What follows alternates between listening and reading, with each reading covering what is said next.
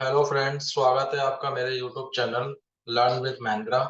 और आज हम नेगोशिएबल इंस्ट्रूमेंट एक्ट में जान जो हमने लास्ट टाइम चेक के बारे में डिस्कस किया था, आज हम अपनी उसी सीरीज को कंटिन्यू करेंगे और आज हम चेक के फीचर्स और क्रॉसिंग ऑफ चेक के बारे में जानेंगे।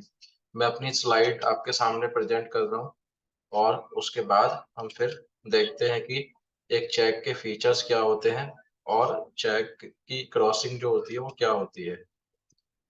देखिए, ये चेक के फीचर्स हैं। अगर कोई भी चेक जब इशू किया जाता है तो उस चेक के फीचर्स यहाँ बताए गए हैं। वो फीचर्स क्या क्या हैं? सबसे पहले ड्रॉअर्स का सिग्नेचर। ड्रॉअर्स का सिग्नेचर मीन्स कि जो पर्सन चेक इशू कर रहा है, जिसको जो कि अकाउंट होल्डर होता है, उसके वैलिड सिग्नेचर उस पे होने चाहिए। जो सिग्नेचर उसने बैंक में अकाउंट ओपनिंग के टाइम पर जो स्पेसिमेन दिया था, वही स्पेसिमेन मैच करना चाहिए। तभी वो चेक क्या होगा, क्लियरेंस में जाएगा, तभी वो चेक ऑनर किया जाएगा। फिर है डेट ऑफ चेक।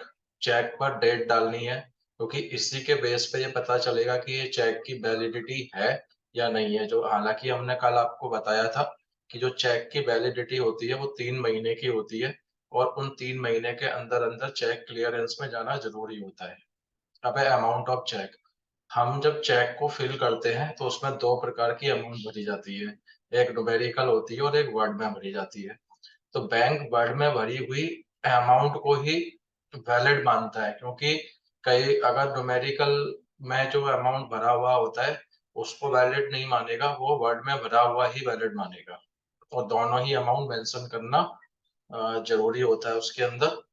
फिर है कि जो चेक है वो किसी भी लैंग्वेज में लिखा जा सकता है। हालांकि चेक बाय डिफॉल्ट इंग्लिश में प्रिंट होता है, बट ये चेक देने वाले यानी फिल करने वाले की अपनी चॉइस पे डिपेंड करता है कि अगर वो हिंदी या किसी अदर रीजनल लैंग्वेज में अगर वो चेक लिखना चाहता है तो वो लिख सकता है। इसके लिए बैंक उसको डिनाई नहीं कर सकता है, वो चेक को बैंक एक्सेप्ट कर देगा।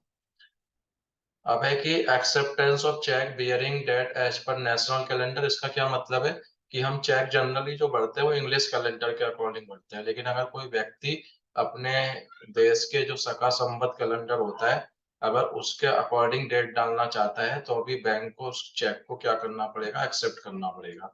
तो ये हमारे एक चेक के फीचर्स हैं कि जब भी कोई चेक इशू किया जाता है तो उस चेक में ये सभी फीचर्स होते हैं। कि जब भी आप चेक लें तो ये सारी चीजें चेक कर लें कि ये प्रॉपरली फिल की गई हैं बोरोअर के द्वारा, और तभी उस चेक को आप एक्सेप्ट करें। अब है कि हमारी जो चेक की क्रॉसिंग है, चेक की क्रॉसिंग, उसके बारे में समझेंगे। देखिए, सबसे पहले तो हमें ये जानना है कि चेक क्रॉस क्यों किया जाता है। चेक को क्रॉस करने का जो कारण है वो ये है कि कोई भी चेक अगर क्रॉस नहीं किया गया तो वो बैरियर चेक के रूप में कोई भी पर्सन जाके उसको कैश करा सकता है। लेकिन राइट पार्टी को राइट पार्टी को पेमेंट हो और रिस्क ना हो, इसलिए हम क्या करते हैं, चेक को क्रॉस कर देते हैं। जब चेक को क्रॉस कर दिया जाता है तो फिर उस चेक का जो क्लियरेंस होता है वो अकाउंट के थ्रू ही होगा, वो अकाउंट में क्रेडिट होगा वो पैसा। हमारी दो प्रकार की क्रॉसिंग होती है, एक होता है हमारा जनरल क्रॉसिंग और दूसरा होता है स्पेशल क्रॉसिंग। तो इसके बारे में हम जानते हैं कि क्या होता है। देखिए, जनरल क्रॉसिंग का मतलब है, क्रॉसिंग का मतलब पहले समझते हैं। क्रॉसिंग का मतलब है कि अगर चेक के लेफ्ट कॉर्नर पे या फ्रंट में जहाँ भी स्पेस वैकेंट है, अगर वहां पे तो तिरछी लाइन खींच दी गई है तो वो दोनों तिरछी लाइन जो खींची गई है उसे हम क्रॉसिंग कहते हैं। तो आप जनरल क्रॉस कर सकते हैं या स्पेशल क्रॉस कर सकते हैं। तो जनरल क्रॉस में अगर आप दो तिरछी लाइन भी डाल देंगे तो वो जनरल क्रॉस हो जाएगा। उसमें आप अकाउंट पे ही नॉट नेगोशिएबल एंड कंपनी जो भी आप डालना चाहते हैं वो डाल सकते हैं। अगर आप सिर्फ सिंपली दो तिरछी लाइन भी डाल देंगे तब भी वो जनरल क्रॉस हो जाएगा। अब होता क्या है कि स्पेशल क्रॉस क्या होता है, फिर ये तो जनरल क्रॉस हो गया।